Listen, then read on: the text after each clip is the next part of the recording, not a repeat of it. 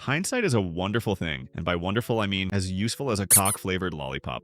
You never know you've messed up until it's already too late, or in the case for these teams, never knew what gems they held until they'd already packed their bags and shipped them away. There's a cruel recurrence where clubs let go of stars who went on to shine brighter elsewhere, leaving fans and managers kicking themselves. So here's my list of the 8 most regretted player sales of all time. Kicking off the list, I have Serge Gnabry leaving Arsenal. The German forward was signed to Arsene Wenger's youth team in 2011 and was promoted to the senior side the following season after some impressive displays. Unfortunately, the Arsenal team was stacked at the time, and Gnabry struggled to break through to the starting lineup ahead of star players Alexis Sanchez and Theo Walcott. Following an unsuccessful spell at West Brom, he was eventually sold in 2016 after making just 10 appearances in 4 years at Arsenal, with German side Werder Bremen paying a modest £5 million fee for his signature. After a stellar first and only season at Bremen, Gnabry drew attention from Bundesliga giants Bayern Munich, who activated an £8 million clause in his contract. The forward went on to secure a starting position at Bayern, scoring over 90 league goals, picking up 6 Bundesliga titles, and even helping the side to a Champions League victory in 2020, where he was also named in the team of the tournament.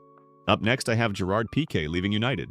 Pique's stint at United was like a promising young actor getting a cameo in a blockbuster, but never landing the lead role. Stuck behind the towering stars Rio Ferdinand and Nemanja Vidic, he managed only 23 appearances in his 4 years with the Red Devils, and eventually made a move back to Barcelona in 2008. Back at Barcelona, he transformed into a defensive maestro, racking up 616 matches, 9 La Liga titles, and 3 Champions Leagues, becoming a linchpin of their tiki-taka dynasty and rubbing salt in United's wounds by starring in 2 Champions League final defeats against them. United legend Wayne Rooney later claimed a bruising day at Bolton convinced Sir Alex Ferguson that Pique wasn't cut out for England's physicality, but his accomplishments at Barcelona will always leave a question of what could have been. And in at number 7, we have Andrea Pirlo leaving Milan. I bet you thought this list was going to be all about young players sold too early, but nope. For the case with Andrea Pirlo, it was quite the opposite. After a stellar 10-year campaign from 2001 to 2011, the AC Milan board stupidly stated that Pirlo was too old to keep playing at this level, and decided against a contract renewal for the midfield maestro. To the absolute dismay of Milan fans, Pirlo aged like fine f***ing wine.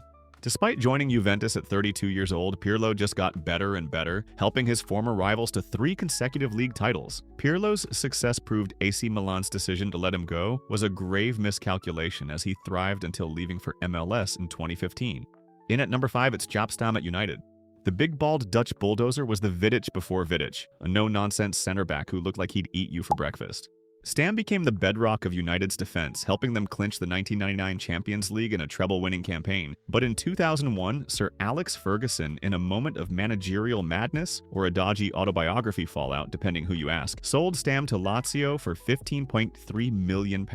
The fans hated it, United failed to replace him, and Stam went on to succeed back in Italy, leaving Fergie to later admit that this was one of his biggest transfer blunders. At number 4, we have Samuel Eto'o leaving Barcelona. This transfer has gone down as one of the worst bits of business in football history. So back in 2009, Eto'o was one of the most clinical strikers in the world, scoring 130 goals in 199 games for Barcelona.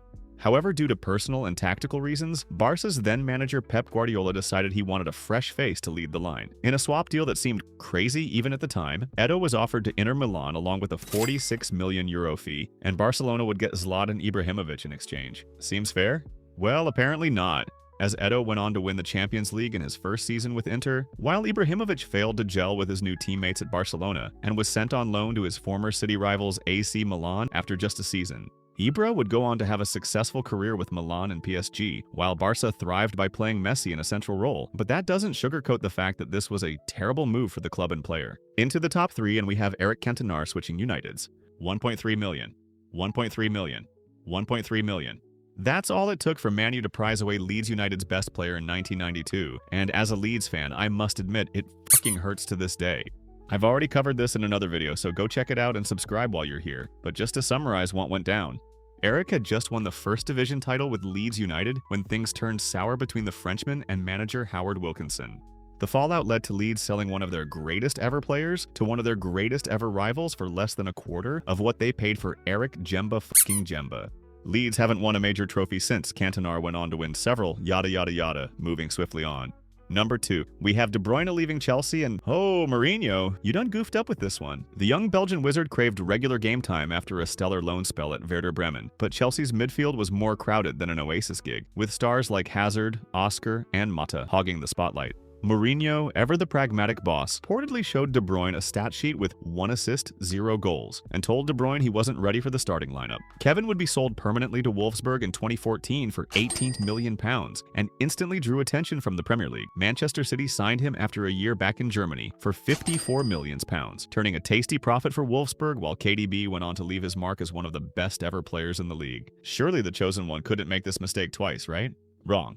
Number 1, we have Mohamed Salah leaving Chelsea. Signed from Basel in 2014 for £11 million, the Egyptian speedster was Jose Mourinho's shiny new toy, but he barely got out of the box, playing just 19 matches with a measly 2 goals. Struggling to outshine teammate Willian and reportedly reduced to tears by Mourinho's tough love, Salah decided he wasn't cut out for the Stamford Bridge spotlight. Media pressure and a lack of playing time had him packing his bags for Italy, first on loan to Fiorentina and then Roma, where he finally found his groove. Chelsea's loss was Liverpool's gain, as Salah zoomed off to become a Premier League legend, leaving the Blues distraught over what they have missed out on. And that completes our list. Is there anybody we missed out? Let us know in the comments, and as always, thanks for watching.